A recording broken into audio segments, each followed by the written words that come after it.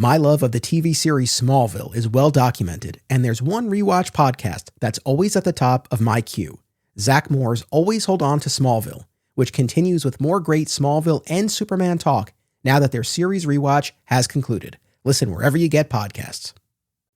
Whether you're an independent filmmaker or you just love movies, don't miss these New Jersey film festivals.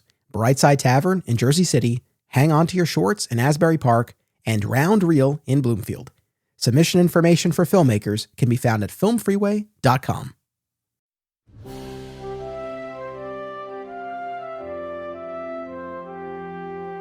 In the 1950s, George Reeves embodied the Man of Steel in Superman's first television adaptation, from its gritty black and white beginnings to the kid-friendly color years. To this day, an entire generation reveres George as their Superman, while for others, the show remains an overlooked, underrated chapter in the character's history. On this podcast, we bring everyone together as we break down each episode of Adventures of Superman, examining it within the context of the series itself, as well as the larger Superman mythology.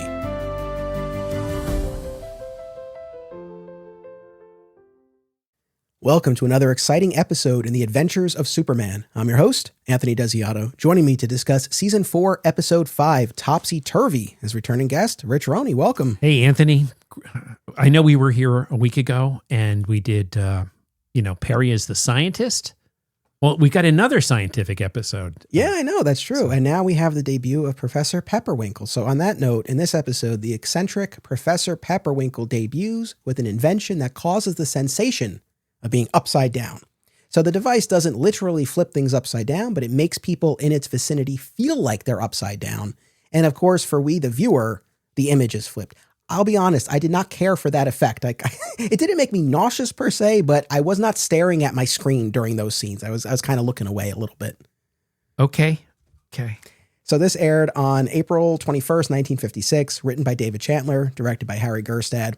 So our guest cast Phil Teed as Professor Pepperwinkle. Now, we saw him last in Season 3 in The 7 Souvenirs. He was Mr. Willie, the proprietor of the curio shop. Oh, that's right. Right. So now he's back as an entirely new character, but he'll remain as Professor Pepperwinkle for a handful of episodes through the rest of the series. Interesting. So, I mean, on the one hand, we have what we always complain about, actors coming back as different characters, but now, credit where credit's due, he will stay as this character and will at least get a little bit of continuity here with a recurring character over the remaining seasons. So something to be said for that. Yes. Then we have another familiar face, Ben Weldon as Carney. He's in a bunch of episodes. We saw him last in Season 3 in Flight to the North, where he's trying to get a hold of Margie's pie. Right. And yep. I didn't see that. I know that was Chuck Connors but wasn't he also with Corky the dog? He was. Yeah. Okay. He's in a bunch of them. We have Mickey Knox as Yo-Yo, and then Charles Williams as the flagpole sitter. He was Cousin Eustace in It's a Wonderful Life. One of my all-time favorite movies.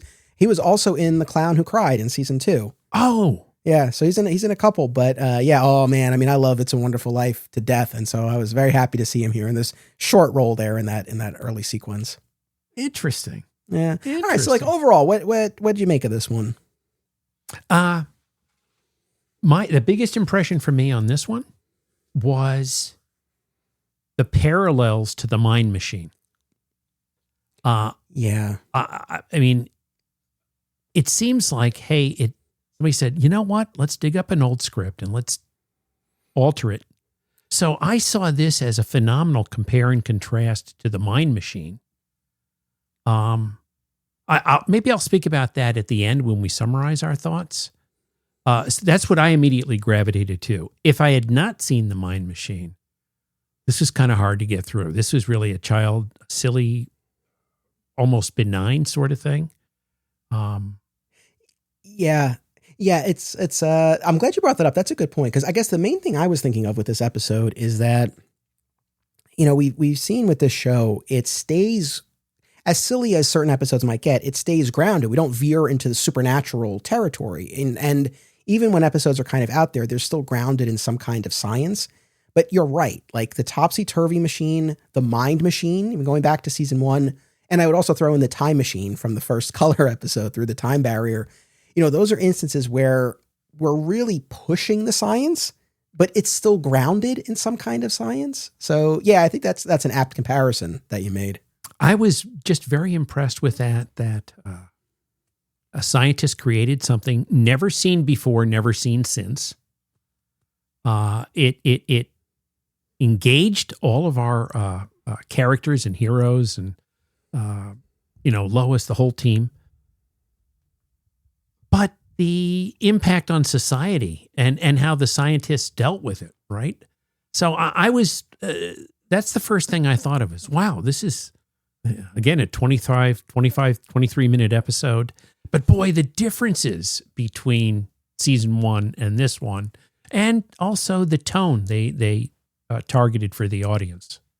Two things that I thought of that made me laugh. I'm being a little bit of a jerk, but one is, and we'll get to it, but when these bad carnival guys force Pepperwinkle to use the device, it's like, how much do you even need the professor? He's like dropping a marble. I mean, And then the other thing is, like, these guys use the device to pull off a bank robbery, but their quote unquote cover story, what they initially tell Pepperwinkle is that they want to use it as an attraction at the carnival. And I'm saying to myself, wait, they should have done that. Like, I mean, I guess they made off better with the bank robbery, but it's like, yeah, they actually could have just done what they said they were going to do with it.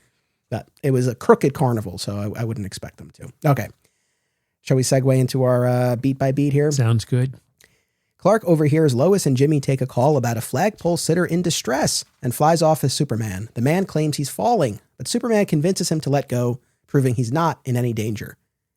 Back at the office, their old friend, Professor Pepperwinkle, who we've never seen before, arrives with a device that causes the sensation of being upside down.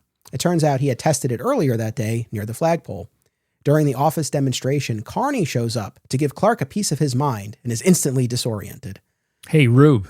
That'll be important for later, yeah. Anything else about this opening that stood out to you? No. I mean, I wonder, were there flagpole sitters? Was that, I was going to ask you. I don't know. Yeah. I don't know.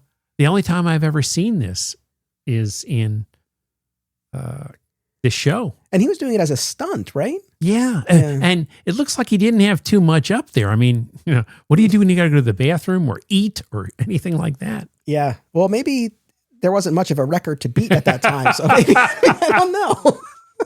Or what do you do with inclement weather? Yeah.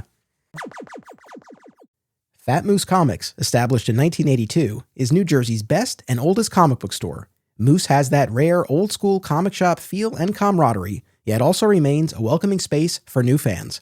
Visit them in Whippany or reach out via the Fat Moose Comics Facebook page. If you have children and are looking for a family-friendly store, look no further than Aw Yeah Comics. Visit one of their 3 locations, Harrison, New York, Muncie, Indiana, or Skokie, Illinois, and check out awyeahcomics.com for more. Their name says exactly how they feel about it. Aw yeah. Ever wonder what would happen if a person who knew barely anything about comics decided to absorb hundreds of Superman stories? Robbo is that kind of person, and that's exactly what he's doing on a new show called This Podcast Will Never Die. Listen and subscribe today. Single Bound is a new podcast hosted by married couple Amy and Logan as they review single issues of comics. And if the title makes you think of Superman, you're not alone, as the Man of Steel is a regular topic of discussion. Listen and subscribe to Single Bound on Spotify and YouTube. Later, Carney confers with Yo-Yo at the carnival and lays out his plan to use the device to commit bank robberies. They call Pepperwinkle and tell him they want to buy the device and use it as a carnival attraction. Especially enticing to Carney and Yo-Yo are the remote units, which they plant in advance of the next day's bank job. The next day, Lois and Jim track Pepperwinkle down at the carnival tent, as he had told them about the buyers, even though Carney had told him not to. And they quickly realize the demonstration is fishy. After all, there's only one carnival in town, not multiple, as Carney claimed, and the paper has actually been investigating it. And that's why Carney had burst into the office in the first place, to try to get Kent to back down from writing these articles. Yo-Yo holds them all at gunpoint, while Carney carries out the robbery and escapes as planned. Anything stand out to you here? No, This is going to be a short episode. Yeah, they pull it off as planned. We see Henderson gets caught in the upside down. And I'm saying to myself, how did the police officer drive? How did they live? I mean, I feel like that would have been the end of the road. Yeah, End of the road I mean, for Bill. I could see veering into oncoming traffic or a parked car. Yeah. I did have that same thought that, wow, that guy had pretty good presence of mind. Yeah. You know what? I'm glad they showed us inside the bank and the other customers at the bank. You know, they could have skipped over that, but I'm glad they did that. Well, and also they kind of milked it, I thought. Like, you know what? We're going to show it inverted. Yeah. Let's just beat the hell out of this. Yeah. Afterward, Henderson interviews the bank witnesses and is mystified until Clark remembers that Carney had shouted, "Hey, Rube," when he barged into Clark's office earlier in the episode. Recognizing this carnival talk, Clark races into action as Superman. In the tent, while Carney and Yo-Yo count their loot, Jimmy coughs to cover up the sound of the machine as Pepperwinkle activates it. I like this. A little resourcefulness from Lois and Jim and Pepperwinkle. It's like, yeah, you seize your moment while these guys are distracted and activate the machine to throw them off. Love that. Showed good initiative. Yeah. Yes. Superman rescues them, and Jimmy invites them all to his place for his mom's dessert, pineapple upside down cake, and he's so pleased as he shares that. Yes. I mean, this is another instance where we get just a little vignette of Jimmy's mom when she's not calling Clark in the middle. Yeah, go back to sleep. He'll be fine. All right, so it's been 9 minutes. That's the end of the episode. What more is there to say about this one? I don't know. I don't really have anything else.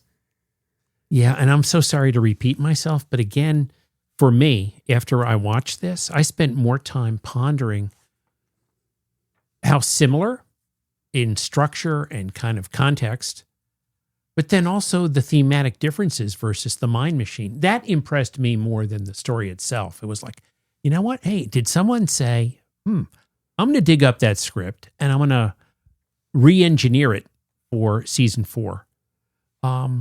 What I found, the last thing I'll say was, in the Mind Machine, there was such a sense of drama. People died. And there was this morality tale where the scientists destroyed it at the end. Yeah. You know, I'm not going to have this be a machine of evil or a machine that harms people. But here it seems so benign. That was the only thing. I found it interesting, the compare and contrast. That more so than the episode itself. Yeah. I guess the only other thing I have is just on the note of Pepperwinkle himself. I mean, we've had other kooky scientists before.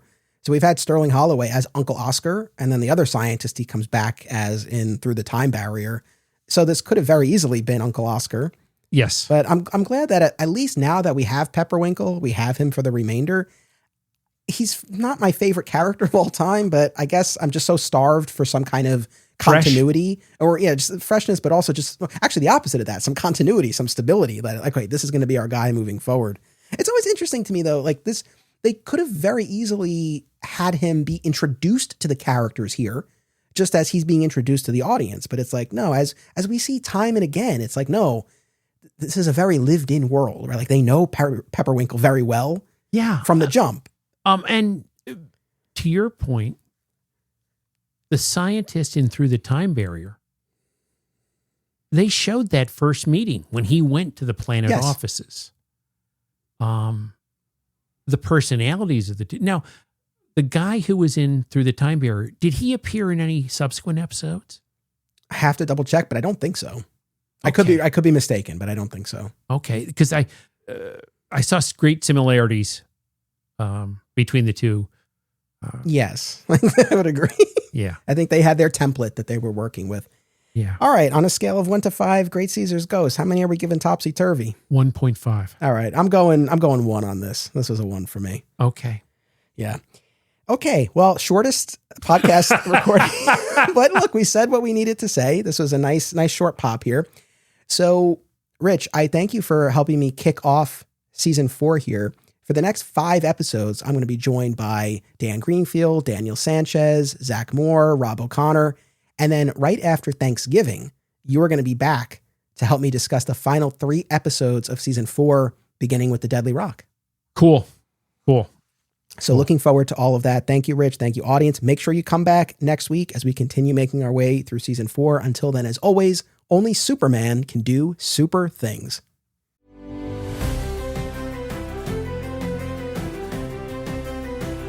This podcast is an affiliate of BCW Supplies. The next time you need to restock on comic book bags, boards, boxes, and more, be sure to use promo code FSP to save 10% on your order. That's FSP for Flat Squirrel Productions. It helps support the show too. Thank you. Another way to support the show and receive exclusive content, including the spin-off podcast Beyond Metropolis, is by becoming a member at patreon.com/Anthony Desiato. My sincere thanks to all patrons. Please subscribe, rate, and review today via your podcast platform of choice, and continue the conversation by joining us on social media. Flat Squirrel Podcasts is also home to Digging for Kryptonite, a Superman fan journey, a long-running weekly series mining Superman's vast mythology across time and media. Subscribe today. Another exciting episode is a Flat Squirrel production. Key art by Greg Schiegel and theme music by Dan Pritchard.